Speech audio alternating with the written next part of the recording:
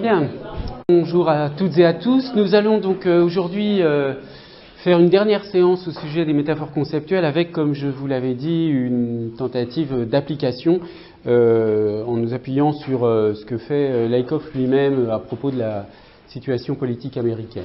Alors, je rappelle que nous étions restés à cette question qui est une question importante. Est-ce qu'il y a des concepts qu'on comprend directement, sans métaphore? Alors la réponse est oui, il y a un certain nombre de concepts élémentaires, mais le point sur lequel j'avais insisté la dernière fois, et j'y reviens très rapidement, c'est qu'il faut bien distinguer l'expérience et la conceptualisation de l'expérience, c'est-à-dire qu'au plan de l'expérience, il n'y a pas de caractère plus fondamental d'un type d'expérience plutôt qu'un autre. L'expérience émotionnelle n'est pas moins fondamentale que l'expérience de la vie physique, etc. Au plan de l'expérience, il n'y a pas de hiérarchie, si vous voulez. Une expérience n'est pas fondée sur une autre.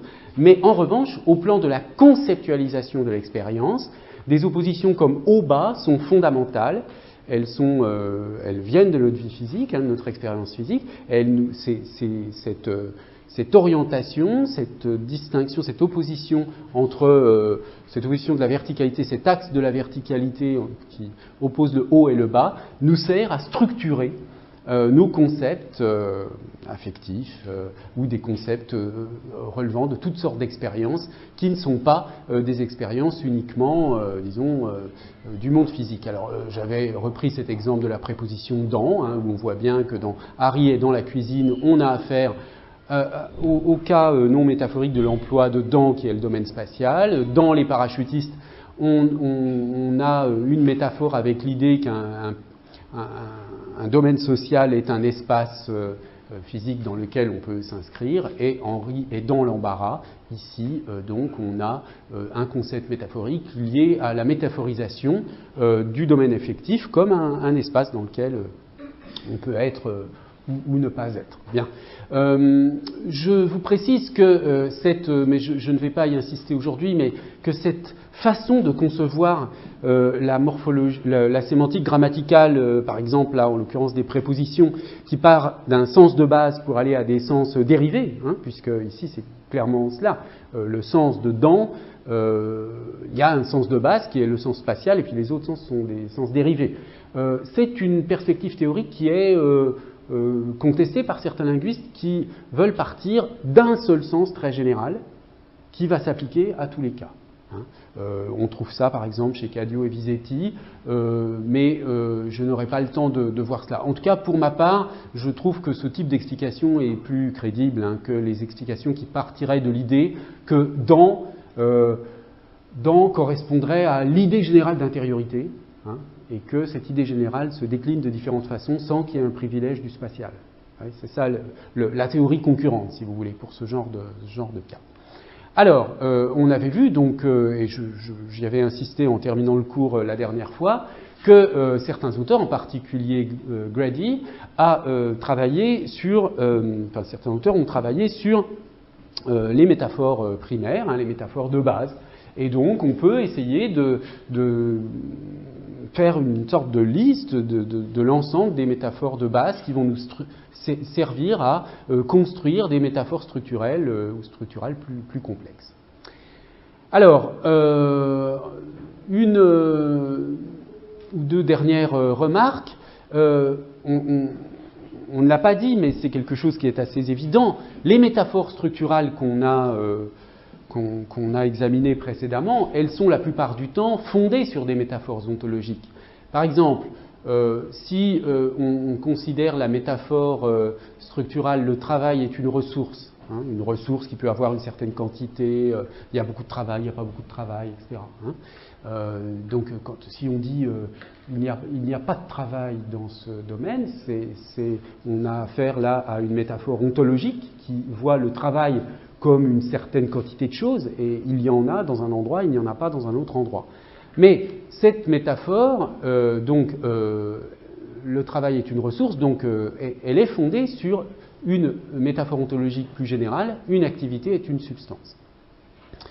Alors, dans cette citation, que je vous lis parce qu'elle est brève, quand on vit grâce aux métaphores, le travail est une ressource et le temps est une ressource, time is money par exemple, comme c'est le cas dans notre culture, on tend à ne pas les percevoir comme des métaphores. Mais comme nous venons de voir, il s'agit bien de métaphores structurales fondamentales dans les sociétés industrielles occidentales. Donc ça, c'est un point sur lequel Laïkov ne cesse d'insister. Ces métaphores sont mises en œuvre par les sujets d'une manière très peu consciente, la plupart du temps.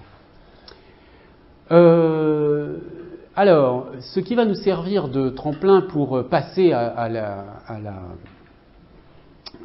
l'utilisation politique et à l'utilisation, si vous voulez, de cette théorie des métaphores conceptuelles dans la lecture des paysages politiques de différents lieux, c'est cette citation-là. Les métaphores structurales ont un solide fondement culturel.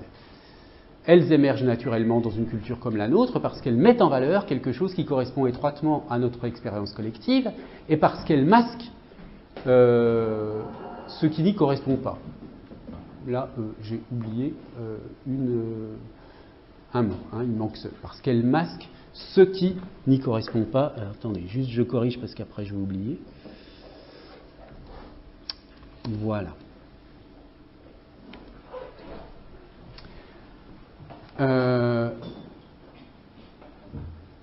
Mais elles ne se contentent pas de trouver un fondement dans les expériences physiques et culturelles, elles influencent aussi notre expérience et nos actes. Donc c'est la double valeur de ces métaphores. D'une part, elles sont ancrées, elles ne viennent pas de nulle part, mais elles peuvent aussi avoir une influence sur notre vision des choses, notre vision du monde. Et là, donc, je vais, pour illustrer cela, m'appuyer sur le blog que tient George Lakoff, toujours aujourd'hui, qui est celui-ci. Vous le trouvez facilement en tapant George Lakoff, blog George Lakoff sur Internet. Et j'avais pris un post déjà un petit peu ancien du 23 juillet, vous voyez, dernier, qui était donc avant l'élection de Donald Trump, et un post qui essayait d'expliquer, enfin je l'ai choisi parce qu'il reprend un certain nombre d'idées générales qu'on retrouve un peu partout dans l'argumentation de Lakoff. Vous avez le lien ici si vous voulez le retrouver. Alors, on va commenter quelques extraits parce que c'est un post très très long, c'est vraiment quelque chose que je ne peux absolument pas commenter exhaustivement, ce serait beaucoup trop long. Alors, on va prendre le texte morceau par morceau et puis faire quelques petits commentaires. Donc dans les années 90, une partie de ma recherche en sciences cognitives cherchait à répondre à une question dans mon champ, comment les différentes positions politiques des conservateurs et des progressistes tiennent ensemble.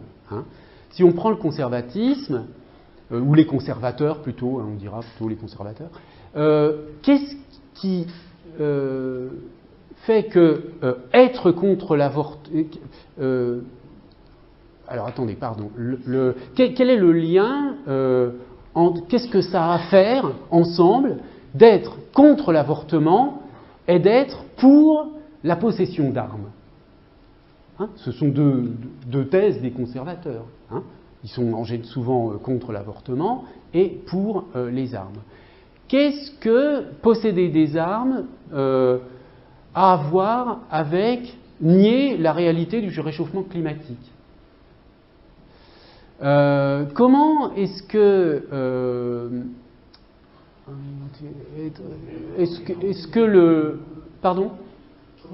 Qu'est-ce que être opposé au gouvernement a à voir avec la volonté d'une...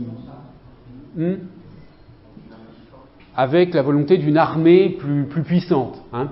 Qu'est-ce que le fait d'être contre le gouvernement a à voir avec le fait de vouloir une armée plus puissante?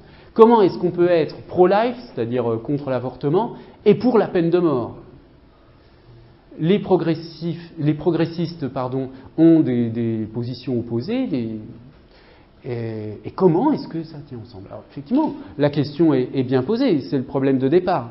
Comment est-ce qu'on peut décrire la logique interne qui permettrait d'expliquer la cohérence, d'une part, des positions des conservateurs et d'autre part, de la position des progressistes? Hein, c'est le problème de départ. Donc c'est un problème de lien entre des croyances. Hein.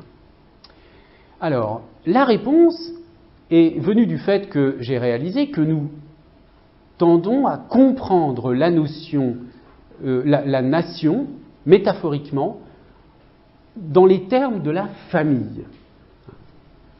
Donc là, il met en place, enfin, il va trouver une explication qui va justifier ensuite, avec l'idée que, d'une manière générale, on conceptualise la nation comme une famille. D'accord? Alors là, il y a une justification. Hein. On a des pères fondateurs. Hein, la nation a des pères fondateurs. On envoie nos fils et nos filles à la guerre. Bon, les fils, les filles de la nation. Alors là, ça marche mieux en anglais qu'en français. Homeland Security. Donc on voit la notion de famille dans Homeland. Mais la sécurité intérieure, en français, ça ne marche pas très bien. Les visions du monde conservatives, des conservateurs et des progressistes peuvent être plus simplement comprises dans des termes de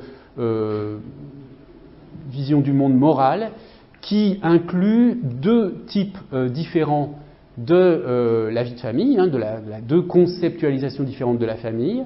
Alors, Nurturant Parent Family pour les progressistes et Strict Father Family pour les conservateurs. Alors, donc, à partir de l'idée que la nation est conceptualisée comme une famille, qui est donc la métaphore fondamentale, la métaphore structurale, on va distinguer deux modèles de famille.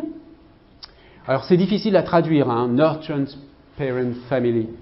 Donc, nourricière, oui, littéralement ce serait ça, la famille nourricière, mais ça passe moyennement en français quand même. Hein.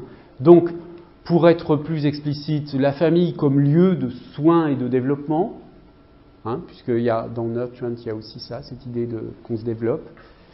Et puis, pour traduire Strict Father Family, la famille comme structure régie par la puissance paternelle. Hein. La famille du père autoritaire. Hein. Attention, c'est pas la famille autoritaire tout court, c'est pas la mère, hein, c'est bien le père. Alors, voici comment il développe donc cette idée.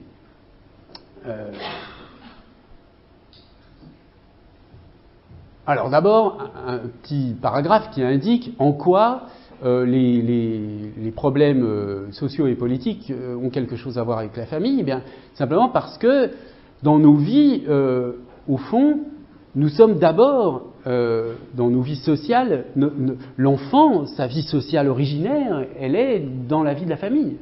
Hein. Donc, on grandit en comprenant la notion de gouvernement ou d'autorité à l'intérieur du système de famille. Hein. Donc on pourrait considérer, bon, ça peut se discuter, mais c'est sa thèse, une de ses thèses de départ, que la famille est en quelque sorte un lieu d'apprentissage du pouvoir. Hein. La famille, c'est le lieu où l'enfant apprend ce que c'est que obéir à des règles, désobéir, etc., etc. Alors, maintenant, on va voir comment Lakoff développe l'idée que les conservateurs, les positions des conservateurs, s'inscrivent dans ce cadre de la famille du père autoritaire. Bon. Alors, dans cette famille du père autoritaire, je la résume de cette façon-là, c'est le père qui connaît le mieux les choses. D'accord ? C'est le père. Hein. Il sait distinguer le bien du mal et il a l'autorité finale. Hein. Il a une autorité pour être sûr que ses enfants et son épouse font ce qu'il dit. Hein, il est fondé à savoir, enfin, il a l'autorité pour cela. C'est une image évidemment, disons, abstraite, hein, dans cette formulation, dont il sait ce qui est bien et ce qui est mal. Hein. Beaucoup d'épouses de conservateurs acceptent cette vision du monde et soutiennent l'autorité du père et sont strictes, hein, à l'intérieur de la vie de famille qu'elles ont en charge.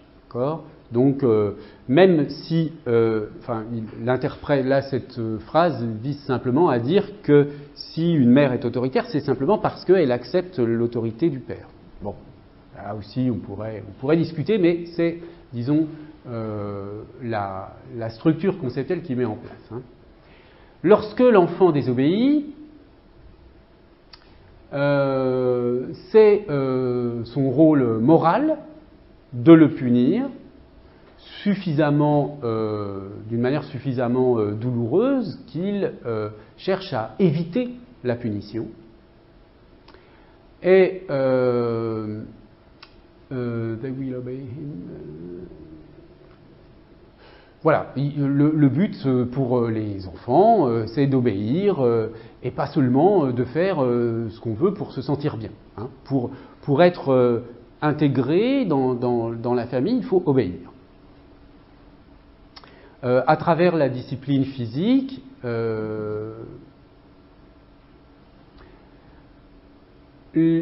toujours les enfants, hein, sont supposés devenir disciplinés, forts intérieurement et capables de prospérer dans le monde extérieur. Et qu'est-ce qu'il arrive s'ils ne prospèrent pas, s'ils ne montent pas une entreprise ou des choses comme ça? Eh bien, ça veut dire qu'ils ne sont pas disciplinés et donc qu'ils ne peuvent pas être moraux, ils ne peuvent pas avoir eux-mêmes une valeur morale et qu'ils méritent d'être pauvres. Ce raisonnement montre comment la politique des conservateurs, ce raisonnement montre en quoi la politique des conservateurs a un lien avec le fait que les pauvres sont vus comme paresseux et de toute façon méritant leur sort, et que les riches sont vus comme méritant leur richesse. D'accord ? Hein ? Puisque, en fait, c'est simplement qu'on a ou pas obéi à l'autorité. La responsabilité est donc prise comme une responsabilité personnelle et pas comme une responsabilité sociale. Ce que vous devenez ne dépend que de vous, la société n'a rien à voir avec ça.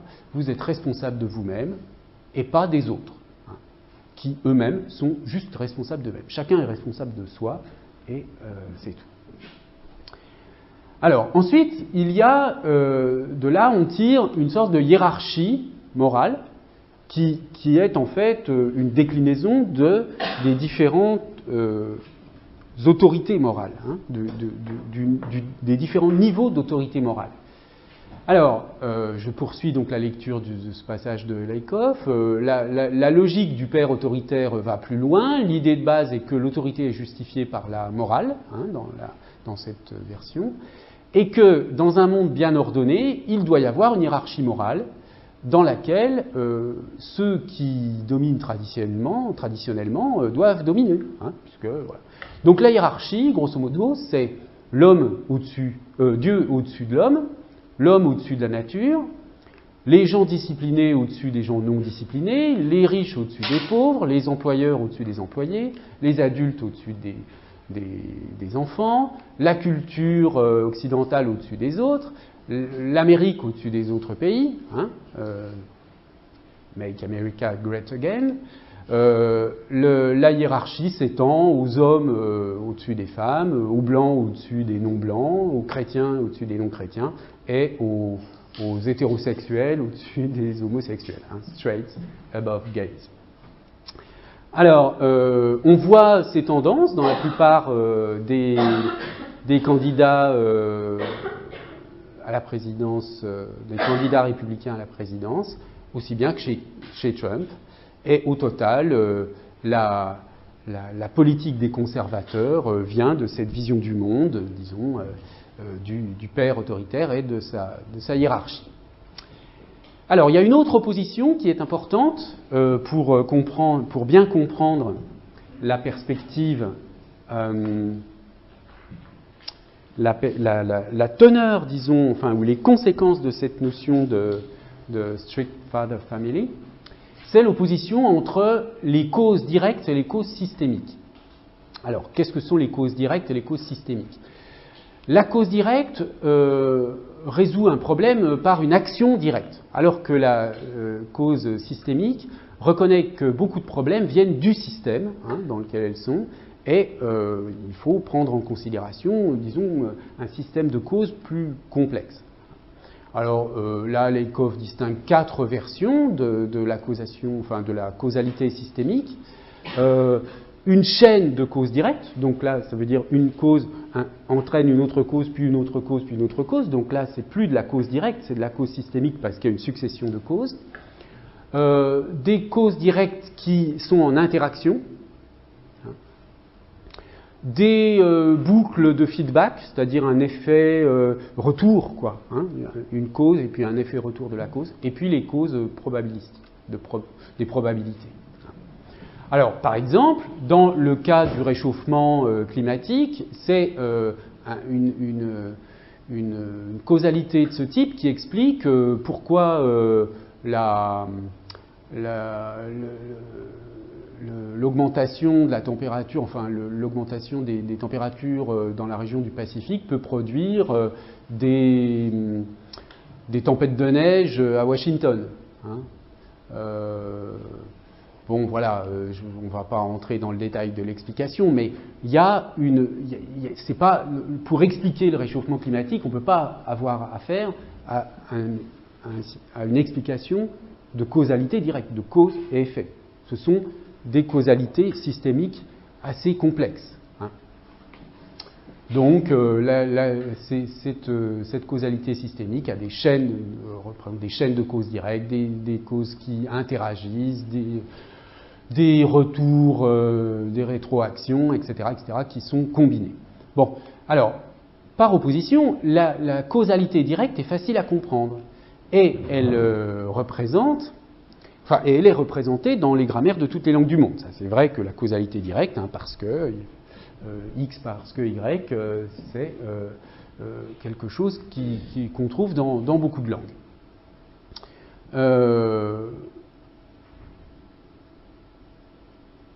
Alors, pourquoi cette causalité directe joue un rôle important pour Lakoff dans la structure du père autoritaire? Eh bien, c'est parce que, en raison, c'est ce qu'indique cette dernière phrase, en raison du fonctionnement même de l'autorité du père dans la strict father family, eh bien, l'autorité doit avoir un effet direct sur les personnes qui sont sous cette autorité. Donc il faut qu'il y ait... si vous voulez, la notion de causalité directe émane de la logique interne de cette structure de la famille du père autoritaire.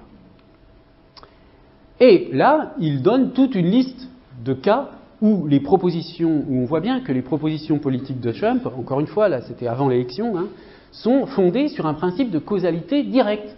Bon, alors, exemple, on va peut-être pas tous les prendre, mais prenons-en quelques-uns. Les immigrants viennent du Mexique. Bon, c'est facile, on fait un mur, causalité. On répond, et comme ça, ils ne passeront plus. Pour ceux qui sont entrés illégalement, on les enlève. Voilà. Même si ça posera toutes sortes de problèmes économiques. Bon, c'est quoi la réponse? Comment on résout le problème de la violence par les armes? C'est simple, il faut avoir soi-même une arme pour tuer celui qui veut vous tuer. C'est ça la causalité directe. Pour arrêter le fait que certains emplois sont délocalisés en Asie où les coûts de travail sont moins élevés, eh bien la solution, on met, et donc les coûts de travail sont moins élevés et les marchandises sont moins chères. Eh bien la solution, c'est on met un tarif très élevé sur ces marchandises pour qu'elles soient plus chères, et puis voilà. Voilà, bon, vous avez toutes sortes d'exemples de ce genre-là. Par exemple, les terroristes, bon, comment, pour avoir de l'information, on les torture, évidemment. C'est un moyen direct de les faire parler. Donc, ici, vous voyez la conclusion, hein, tout cela fait sens lorsqu'on cherche des causalités directes, lorsqu'on cherche à agir sur la société d'une manière directe. Mais évidemment, ça masque complètement la naïveté de ces réponses et les difficultés que cela présente, parce que évidemment, la réalité sociale et politique est complexe et fonctionne sur des principes de causalité beaucoup plus systémiques. Hein. Alors, ensuite, dans son poste, alors là j'ai passé un passage important, mais j'extrais un autre moment qui est assez amusant, c'est comment how Trump uses your brain to his advantage. Hein, comment est-ce que Trump utilise votre cerveau à son avantage, hein. Donc là, c'était en pleine campagne. Hein. Bon, alors. Voyez, il y a un certain nombre de mécanismes cognitifs qui sont mis en œuvre, et ce sont ces mécanismes sur lesquels on s'interrogera ensuite pour voir si, dans la politique française, par exemple, on peut trouver des équivalents. Alors, voyons cela. Je reprends la lecture, la traduction de cette citation et le commentaire. Donc, tout vendeur peu scrupuleux sait comment utiliser votre cerveau contre vous et vous vendre, vous faire acheter ce qu'il veut vous vendre, quoi. Et parfois, il peut utiliser votre cerveau contre vous-même. Hein. Qu'est-ce que ça veut dire?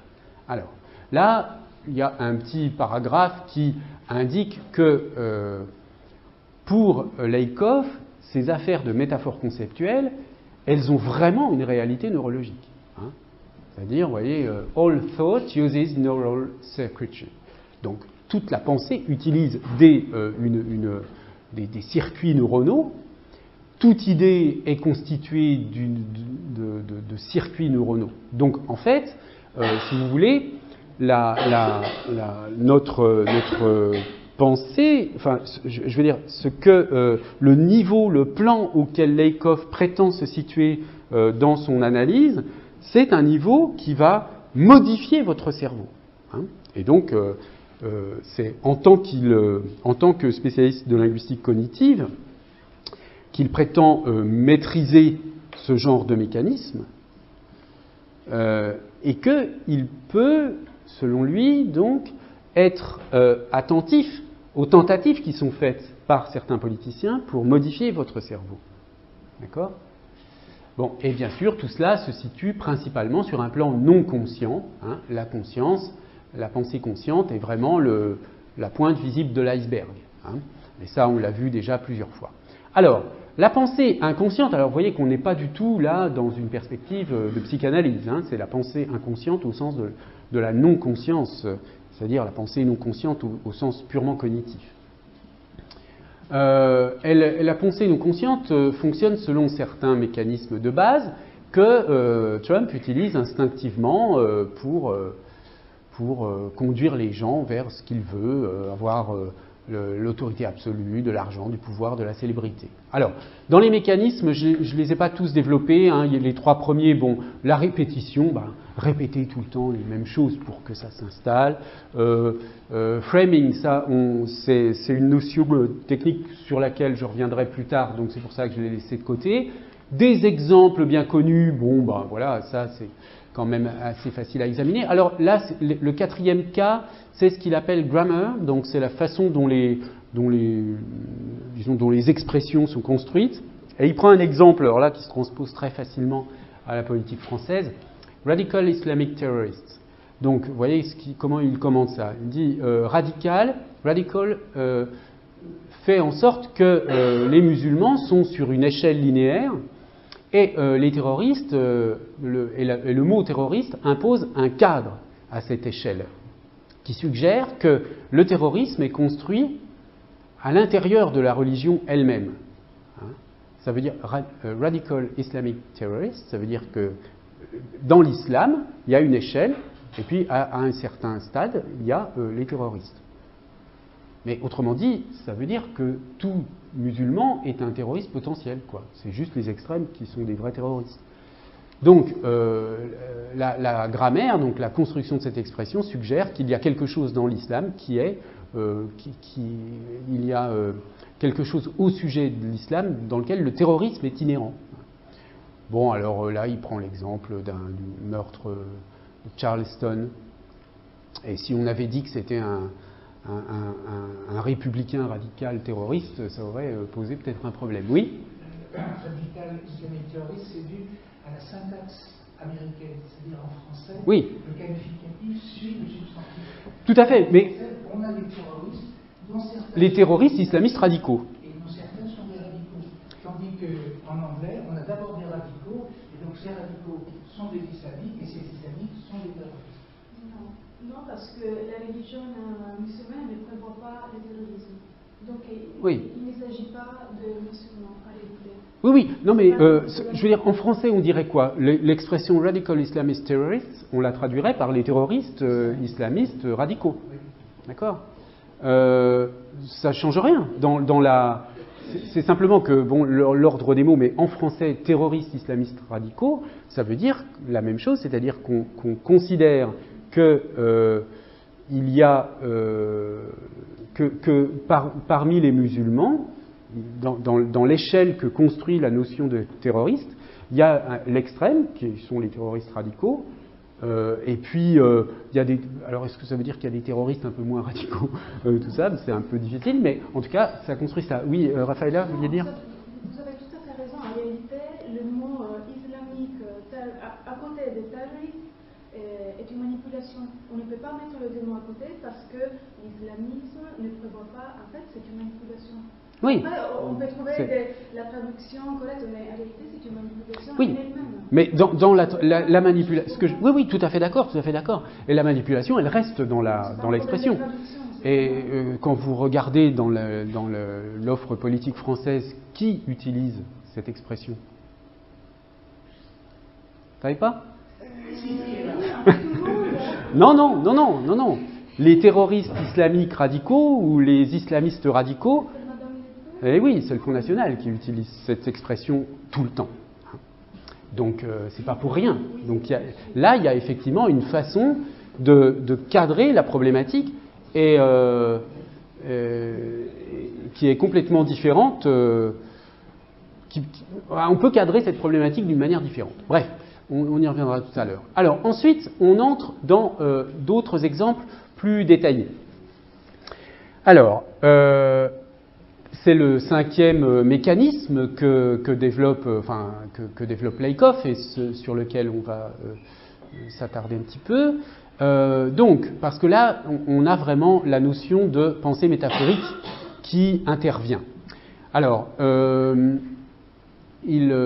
alors pour vous, évidemment, c'est une évidence maintenant que la pensée métaphorique conventionnelle est inhérente à notre pensée non consciente et qu'on ne les remarque pas. Donc on a fait quand même des tas de séances de cours pour parler de cela, donc maintenant c'est des évidences pour vous tout ça.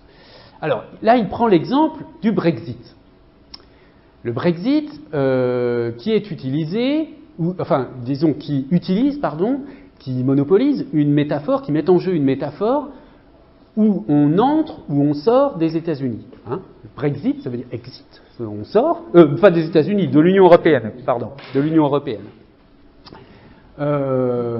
Donc, on entre ou on sort des États-Unis. Donc, il y a la métaphore ontologique de base, qui est que les États sont vus comme des lieux dans l'espace. Hein. Donc ça, c'est une métaphore ontologique. Un État, c'est une abstraction. On la voit comme une chose dans l'espace. Hein. Donc il y a l'Europe qui est un lieu, et puis les différents pays qui sont en Europe. Et donc, ça veut dire qu'on peut entrer dans un état, être profondément dans un état et être vraiment dans cet état et sortir de cet état. Quand vous entrez dans un café et que vous quittez le café, vous êtes dans le même lieu qu'avant que vous y entriez. Hein. Quand on entre dans un café et qu'on en ressort, on ressort au même endroit. D'accord ? Bon. Mais le problème, c'est que ça n'est pas vrai pour les États. That need not to be true of states of being. Comment vous comprenez ça ? Est-ce qu'il parle des États ici ? Bon, peu importe. Hein, je ne vois pas bien comment on peut traduire ça, mais passons parce que ça ne nous empêche pas de comprendre la suite. Mais c'est la métaphore, donc c'est la métaphore qui est utilisée pour le Brexit. Les Anglais croient que après avoir quitté l'Union européenne, les choses vont être exactement comme avant qu'ils y entrent. C'est ça la métaphore trompeuse du Brexit. Hein. Ils ont tort. Les choses changent radicalement pendant qu'ils étaient, les choses ont changé radicalement pendant qu'ils étaient dans l'Union européenne. Et puis, la même métaphore est utilisée par Trump, Make America Great Again, Make America Safe Again, and so on. Donc, il y a une sorte de passé idéal vers lequel on peut revenir juste avant, simplement en élisant Trump. Donc, là, la métaphore de base, c'est de dire que l'Europe, pour rester juste sur l'exemple de l'Europe, c'est un lieu, on peut entrer, en sortir, sans que ça change rien d'autre. Et c'est ça la métaphore trompeuse, c'est de croire que quand la Grande-Bretagne va sortir de l'Union européenne, ou quand la France sortirait de l'Union européenne, elle serait exactement comme avant qu'elle y soit entrée. Hein. C'est quand même là-dessus que reposent les arguments de ceux qui veulent faire sortir les États de l'Union européenne. C'est de dire que on n'aura plus les problèmes, on va retrouver une situation qui était antérieure. Donc il y a une métaphore là-dessous qui fonctionne bien, hein, qui est trompeuse, mais il faut la voir comme métaphore. Et là, on se rend compte que du coup, les choses sont beaucoup plus compliquées que cela. Alors ensuite, sixième mécanisme, une autre métaphore qui est fondée sur l'idée que une nation est une personne. Et donc, aussi sur la métonymie du président qui tient lieu du pays. D'accord ? Une nation, c'est une personne, et par métonymie, le président, il peut représenter le pays lui-même. Donc, Obama, à travers la métaphore et la métonymie, peut tenir lieu conceptuellement de l'Amérique. Donc, quand on dit que Obama est faible et pas respecté, ça veut dire que l'Amérique, avec Obama comme président, est faible et pas respectée. Hein, cette inférence. Et ici que c'est à cause d'Obama, de sa façon d'être, hein, qu'il est faible. Alors inversement, du coup, ce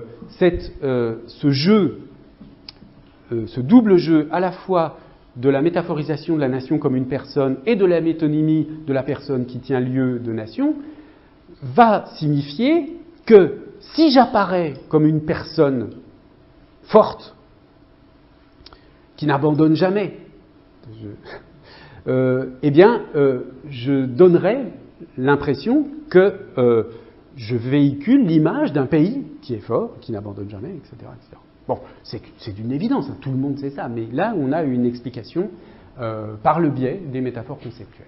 Alors, une autre conséquence, une autre implication de la métaphore de la nation comme une personne, c'est la métaphore selon laquelle une guerre ou un conflit entre des pays, c'est un peu comme une bagarre entre des gens. Hein. Et donc, ça veut dire que pour gagner la bagarre, il faut avoir un président costaud. Hein. Vous voyez un peu Poutine, par exemple, le genre d'image que le président Poutine donne de lui-même. Voilà, il faut donner l'impression de quelqu'un de fort. Bon, et pour Lakoff, cette image joue se transpose à la nation, hein, via la métaphore conceptuelle. Bon, donc il y a eu un certain nombre, peut-être vous vous en souvenez, de déclarations de Trump montrant que, bon, voilà, si vous m'embêtez, je vous casse la gueule, quoi. Hein, c'est un peu ça. Donc c'est ça, ça c'est un président. Alors ensuite, la métaphore selon laquelle la nation est une famille, donc on revient, a été utilisée dans les conventions des républicains, hein, GOP Conventions, convention des républicains. Voilà, donc une armée forte produit, une armée forte, strong military, les fils, hein, militaires, les fils qui font partie, si vous voulez, de l'armée sont produits par des pères qui sont forts militairement, et que la défense du pays est une affaire de famille. Hein. Ça, apparemment, c'est une citation de Trump.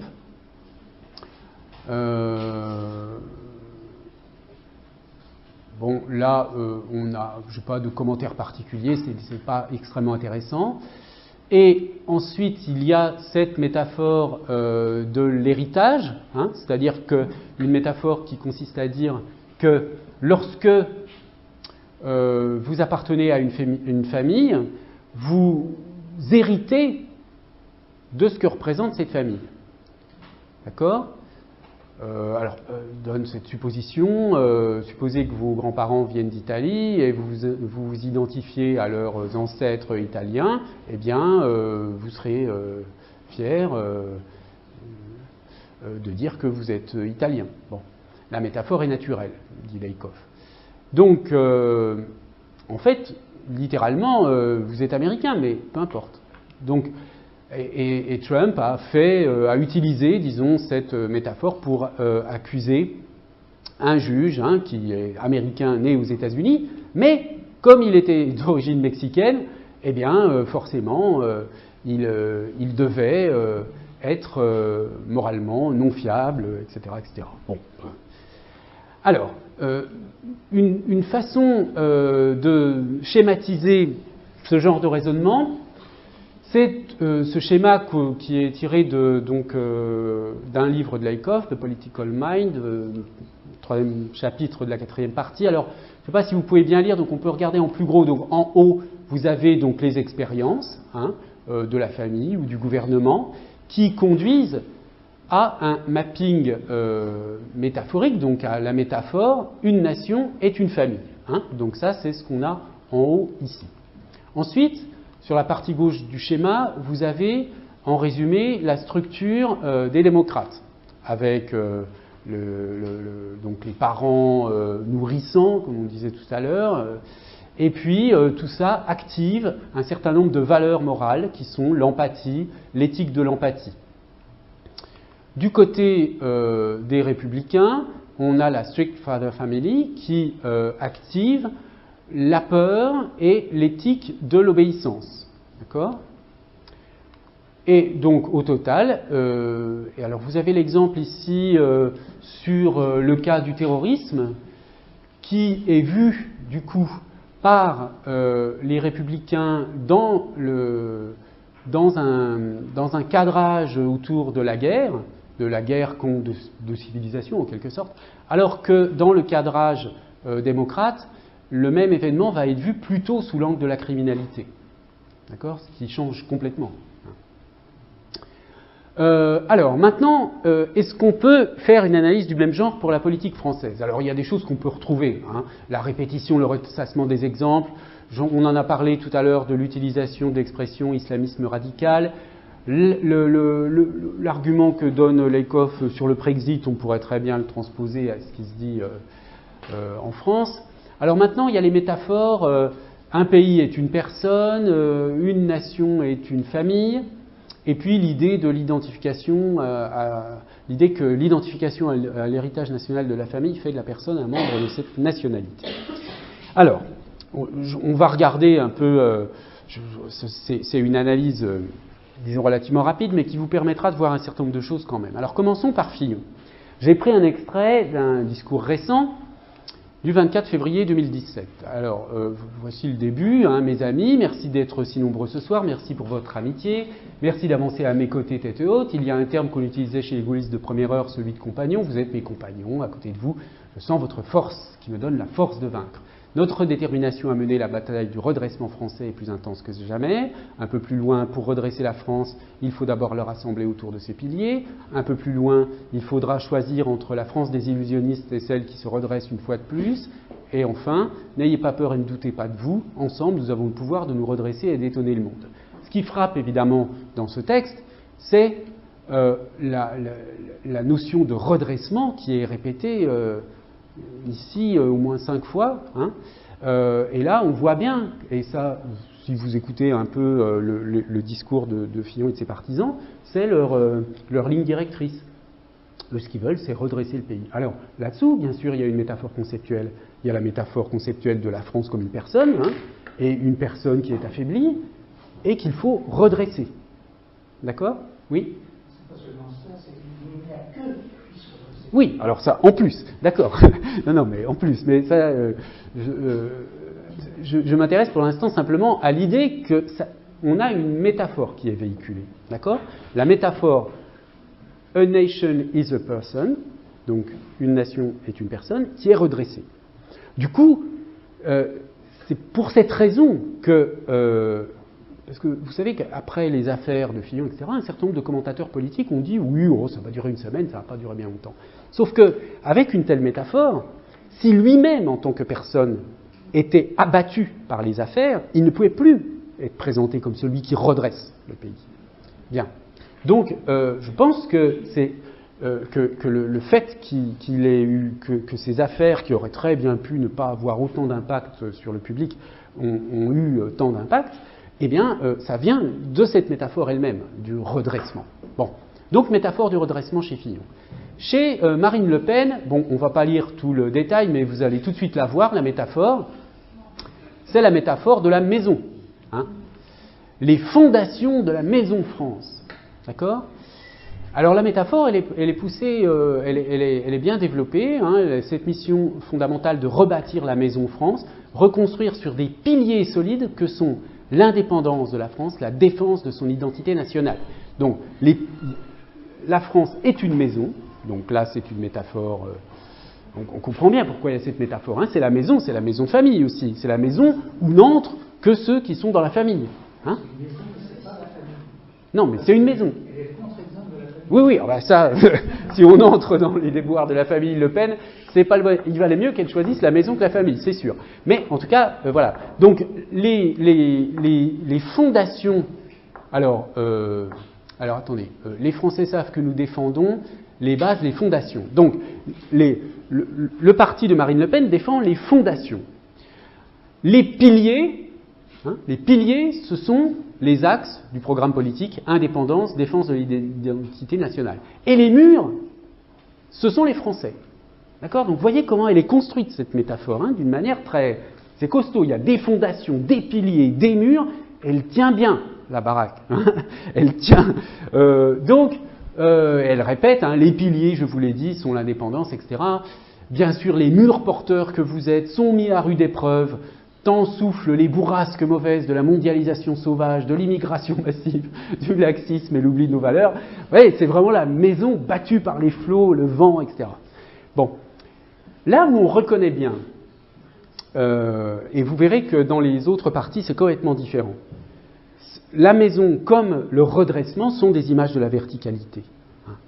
Et ça, c'est vraiment typique des images, en France en tout cas, de la politique de droite. La verticalité. Vous allez voir que, pour le reste, c'est complètement différent. Alors, d'abord, très rapidement, juste je finis, puis après Donc, il y a des hommes politiques chez lesquels il n'y a pas de métaphore comme ça. Chez Macron et chez Mélenchon, il n'y en a pratiquement pas. Il n'y a pas de métaphore fondée sur l'idée que la France est une personne. La seule chose qu'on trouve un peu chez Macron, c'est son idée de « en marche hein, », mettre la France en marche. Mais on est à peine dans la métaphore. Et vous remarquerez que là, on est dans l'horizontalité hein, totale. Chez Hamon, on a cette rhétorique traditionnelle hein, de son slogan, c'est « faire battre le cœur de la France ». Donc là, c'est la France, c'est une personne. Mais cette fois-ci, c'est une personne et on cherche à toucher quelque chose qui est de l'ordre de l'humanité de cette personne. Mais il y a quand même le recours à cette métaphore, à ces réseaux métaphoriques traditionnels de la nation comme une maison, comme une personne, etc. Donc, si vous voulez, vous avez d'un côté des rhétoriques assez traditionnelles, donc Le Pen, Fillon, Hamon, qui sont quand même dans une construction rhétorique assez traditionnelle, et puis Mélenchon, Macron, qui n'utilisent absolument pas, j'ai bien regardé, je n'ai pas trouvé une seule métaphore conceptuelle. Il n'y en a pratiquement pas. Mais en revanche, il y a une grande différence, parce qu'il n'y a pas du tout ces images de verticalité, etc., chez Hamon. Donc il y a quand même bien une différence entre la droite de Le Pen et de Fillon. Et puis, chez Mélenchon, la seule chose qu'on peut trouver, c'est quelque chose autour de la notion de systématicité, de causalité systématique, comme on disait tout à l'heure. Vous voyez, quand il dit ici « je souhaite que vous compreniez le mot jusqu'au bout », alors on trouve quelque chose qui est commun avec Hamon, c'est-à-dire cette idée que l'humain d'abord, etc., faire battre le cœur de la France, etc. Donc là, il y a cette idée qu'on est dans l'humain, donc dans une recherche de lien entre l'humanisme et la politique. Mais surtout, ici, dans ce dernier paragraphe, on voit bien qu'il y a cette pensée aussi horizontale et très systématisante, enfin systématisante au sens de la causalité systématique. Il n'y a pas d'avenir en commun pour les êtres humains sans tous les éléments qui constituent la biosphère. Il n'y a pas d'avenir en commun pour les êtres humains sans tous les espaces animal et végétal qui ont permis l'émergence de la conscience. L'avenir en commun est un projet global qui concerne tous les aspects de la biosphère et de la conservation. Donc, on a quand même des rhétoriques politiques qui sont visiblement différentes. On a l'impression qu'émerge quand même, en particulier, et vraiment, je dis cela indépendamment de toute orientation politique, mais c'est clair que chez Macron, dans les discours qu'on trouve, on n'a pas du tout la même rhétorique. C'est un type de langage politique qui ne repose pas du tout sur les mêmes structures que les autres. Les plus rétro, si j'ose dire, les plus traditionnels, vous voyez la métaphore du redressement de la maison, etc., c'est quand même les partis de droite.